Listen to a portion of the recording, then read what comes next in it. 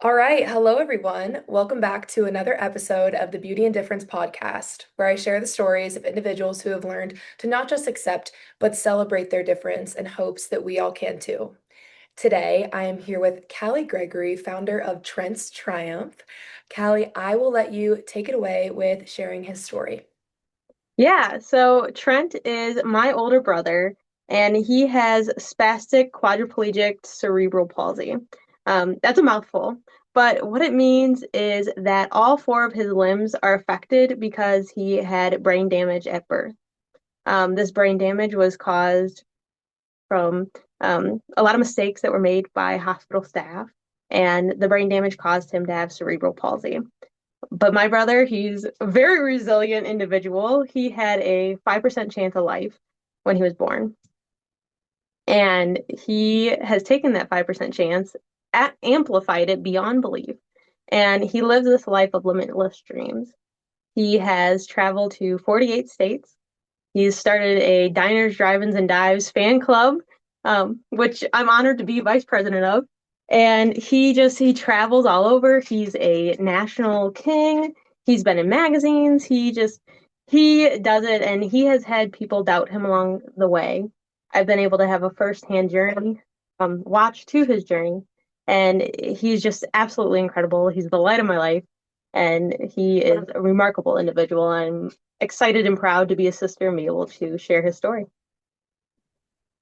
I actually just had a moment of my breath being taken away because I have met Trent and I've heard you speak about Trent and I've talked to you and your mom and your family, and there's new things I learn about him every day, and I am it's so amazing hearing all those things that he was able to do. And I have a question for you. What made you and your family share Trent's story in a world that kind of puts difference into a box and wants to hide us? What made you guys decide to share his story and take him to all 48 of those states and do all the things he does? Yeah, so growing up, myself and my brother were never treated differently by our parents. They parented Trent and I exactly the same.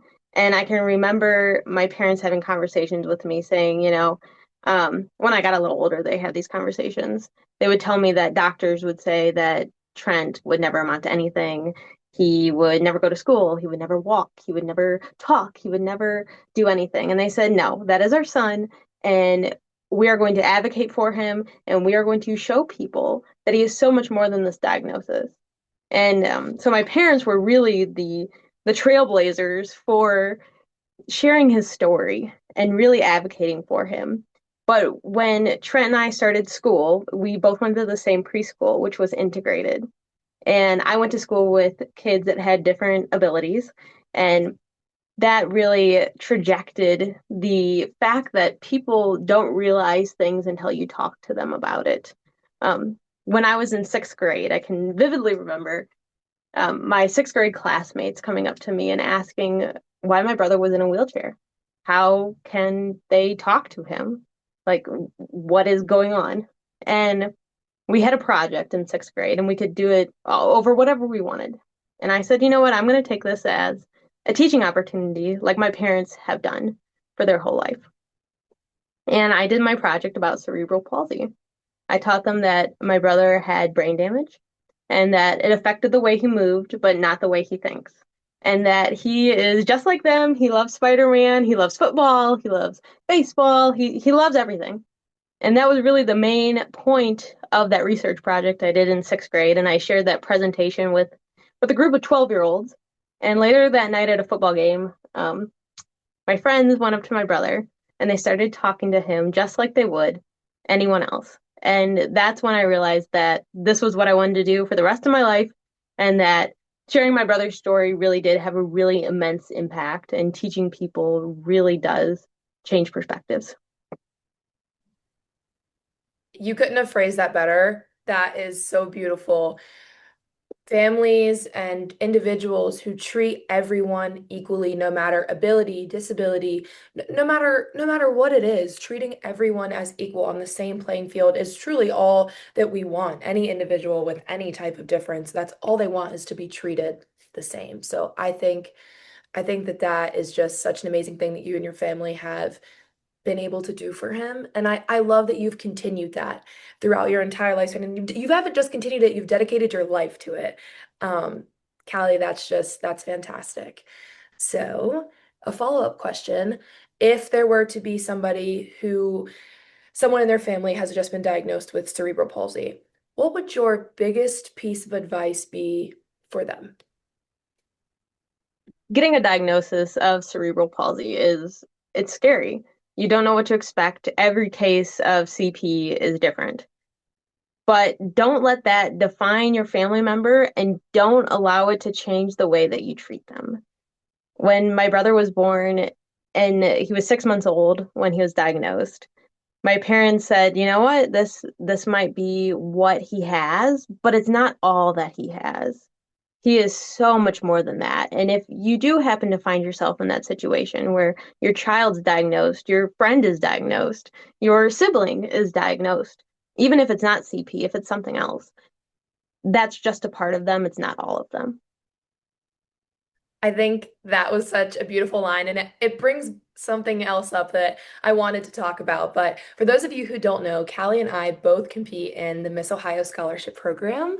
Last year, Kalli was Miss Miriam Popcorn Festival, and I was Miss Chillicothe. So we competed together, we've gotten to know each other.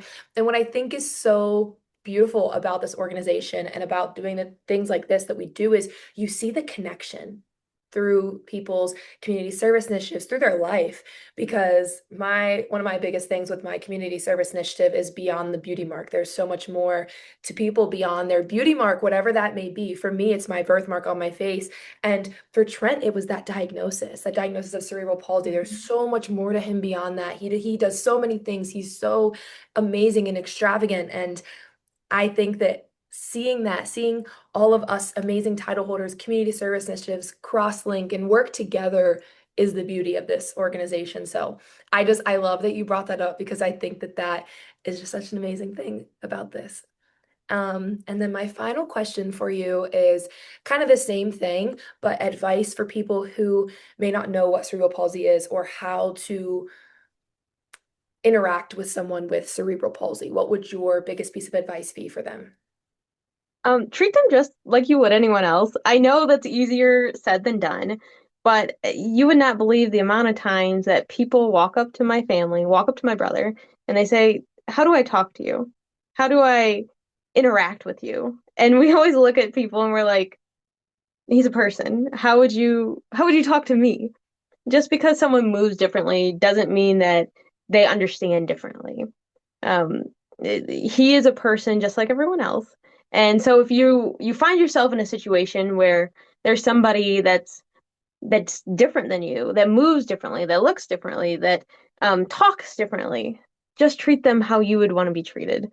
It's the golden rule. It's what we live by. And with Trent's Triumph, we always say, I'm just like you. I just move differently. And it's so true. We have so much more in common as individuals than people would think, than the world gives us credit for.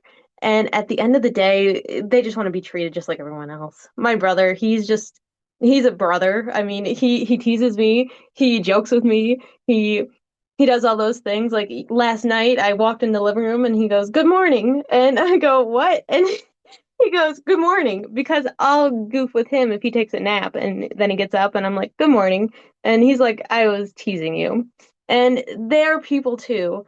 And that goes for anybody that has a different ability. That goes for anyone who you might not see on your day-to-day basis. They just want to be treated like everyone else.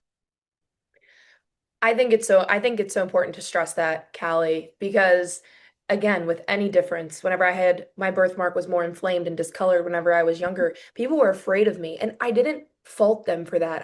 I didn't blame them. I wasn't angry with them. But same thing like you, I just wanted to educate that. Well, my family back then just wanted to educate. And then once I grew into to the role of being the educator, I realized that you just need to reach as many people as you can and stress the message to as many people as you can that treat me the same as everyone else.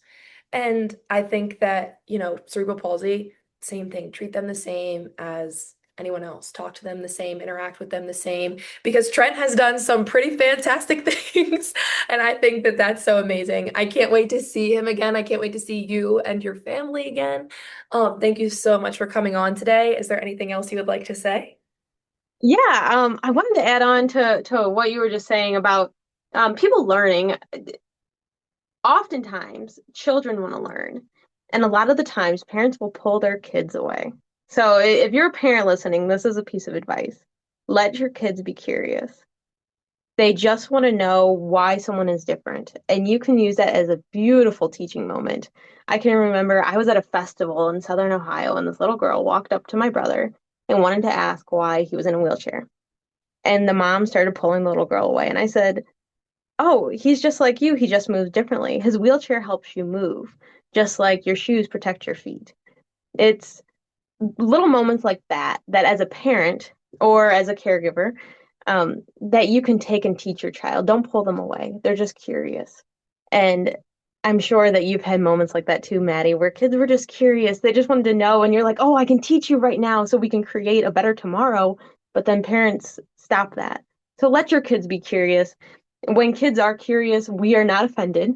I would much rather have a child ask questions and learn something than stop that and make people that move differently have that child feel like they shouldn't interact with them. So that's one final thing that I wanted to add before logging off for today.